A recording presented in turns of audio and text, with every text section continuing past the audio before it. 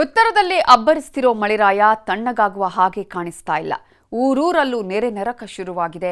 ಕಲಬುರಗಿ ಹಾಗೂ ವಿಜಯಪುರ ಜನ ಅಕ್ಷರಶಃ ತತ್ತರಿಸಿ ಹೋಗಿದ್ದಾರೆ. ಮಹಾಮಳೆಯ ಕಂಪ್ಲೀಟ್ ರಿಪೋರ್ಟ್ ಇಲ್ಲಿದೆ.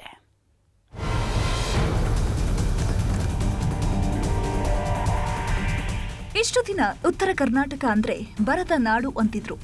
ಎಲ್ಲ ಕಡೆ ಮಳೆ ಆದ್ರೂ ಉತ್ತರದಲ್ಲಿ ಮಳೆ ಕಡಿಮೆಯೇ ಅನ್ನೋ ಮಾತಿತ್ತು. ಆದ್ರೆ ಈ ಬಾರಿ ಇದೆಲ್ಲ ತಲೆಕೆಳಗಾಗಿದೆ.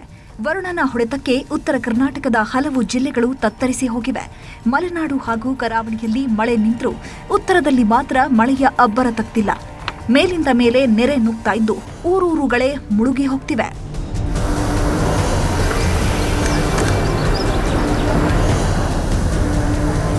ಕಲಬುರಗಿ ಜಿಲ್ಲೆಯಲ್ಲಿ ವರುಣದೇವ ಅಬ್ಬರಿಸಿ ಬೊಬ್ಬಿರಿತಿದ್ದಾನೆ. ಸುರಿತಾ ಇರೋ ಮಳೆ ನಿಲ್ತಿಲ್ಲ.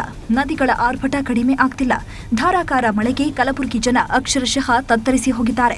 ಅದರಲ್ಲೂ ಭೀಮಾ ನದಿಯ ಆರ್ಭಟಕ್ಕೆ ಮೇಲಿಂದ ಮೇಲೆ ಪ್ರವಾಹ ಸೃಷ್ಟಿಯಾಗ್ತಿದೆ. ಕ್ಷಣ ಕ್ಷಣಕ್ಕೂ ಭೀಮಾ ನದಿಯ ಒಡಲು ಅಪಾಯದ ಮಟ್ಟ ಮೀರಿ ಹರಿತಾ ಇದ್ದು ಅಫ್ಸಲಪುರ ತಾಲೂಕಿನ ಹೊಳೆ ಬೋಸಗ ರೈತರು ಸಂಕಷ್ಟಕ್ಕೆ ಸಿಲುಕಿದ್ದಾರೆ. ನದಿ ಪಾತ್ರದ ಜನ ಜಮೀನಿನಲ್ಲಿ ಹಾಕಿದ್ದ ಪಂಪ್ಸೆಟ್ಗಳನ್ನು ತೆರವು ಮಾಡಲು ಪರದಾಡ್ತಿದ್ದಾರೆ.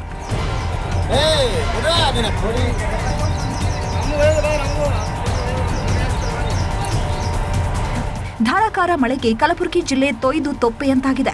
ಅದರಲ್ಲೂ ಮಹಾರಾಷ್ಟ್ರದಲ್ಲಿ ಸುರಿತಾ ಇರೋ ಮಳೆ ಕಲಬುರಗಿ ಜನರನ್ನ ಹಿಂಡಿ ಹಿಪ್ಪೆ ಮಾಡ್ತಿದೆ. ಭೀಮಾ ನದಿಗೆ 2.81 ಲಕ್ಷ ಕ್ಯೂಸೆಕ್ಸ್ ನೀರನ್ನ ಹರಿಬಿಟ್ಟಿರೋದ್ರಿಂದ ಅಫ್ಸಲಪುರ ತಾಲೂಕಿನ ಮಣ್ಣೂರು ಗ್ರಾಮದ ಉತ್ತರಾಧಿಮಠ ಮುಳುಗಿ ಹೋಗಿದೆ. ಸ್ಥಳೀಯರಿಗೆ ಪ್ರವಾಹದ ಭೀತಿ ಎದುರಾಗಿದ್ದು ಜನ ಪರದಾಡ್ತಿದ್ದಾರೆ.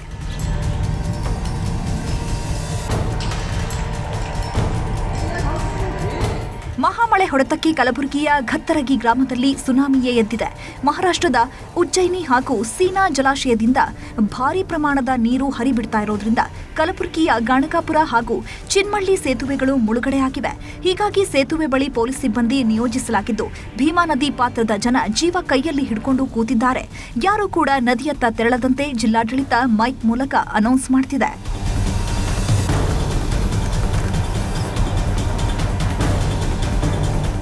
ಮಳೆ ಅಬ್ಬರಕ್ಕೆ ಸೃಷ್ಟಿ ಆಗ್ತಾ ಇರೋ ಅವಾಂತರಗಳು ಒಂದೆರಡಲ್ಲ. ಕೊಪ್ಪಳ ಜಿಲ್ಲೆಯಲ್ಲಿ ಬಿಟ್ಟು ಬಿಡದೆ ಸುರಿದ ಮಳೆಯಿಂದಾಗಿ ಎಲ್ಲೆಂದರಲ್ಲಿ ಡೆಡ್ಲಿ ಗುಂಡಿಗಳು ಸೃಷ್ಟಿಯಾಗಿವೆ.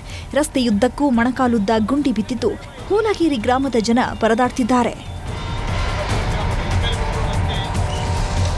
ವಿಜಯಪುರ ಜಿಲ್ಲೆಯಲ್ಲೂ ವರುಣನ ಆರ್ಭಟ ಜೋರಾಗಿದೆ. ಧಾರಾಕಾರ ಮಳೆಗೆ ಹಳ್ಳ ಕೊಳ್ಳಗಳು ಹುಚ್ಚೆದ್ದು ಹರಿತಾ ಇವೆ. ಇಂಡಿ ತಾಲೂಕಿನ ಅರ್ಜುಣಗಿ ಗ್ರಾಮಕ್ಕೆ ಮಳೆ ನೀರು ನುಗ್ಗಿ ಜನ ಪರದಾಡ್ತಿದ್ದಾರೆ. ಮನೆಗಳೆಲ್ಲ ಕೆರೆಗಳಂತಾಗಿರೋದ್ರಿಂದ 10 ಕುಟುಂಬಸ್ಥರು ಸರ್ಕಾರಿ ಕಟ್ಟಡದಲ್ಲಿ ಆಸರೆ ಪಡೆದಿದ್ದಾರೆ. ಇನ್ನು ಅರ್ಜುಣಗಿ ಹಳ್ಳದ ಒಡ್ಡು ಒಡೆದ ಪರಿಣಾಮ ಅಪಾರ ಪ್ರಮಾಣದ ಬೆಳೆ ನಾಶವಾಗಿದೆ.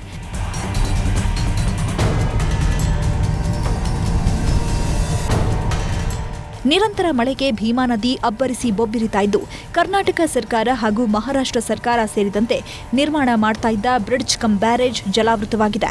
ನಿರಂತರ ಮಳೆಯ ಹೊಡೆತಕ್ಕೆ ಚಡಚಣ, ಇಂಡಿ, ಆಲಮೇಲ ತಾಲೂಕಿನ ಹಲವಾರು ಹಳ್ಳಿಗಳಲ್ಲಿ ಪ್ರವಾಹದ ಭೀತಿ ಮನೆ ಮಾಡಿದೆ.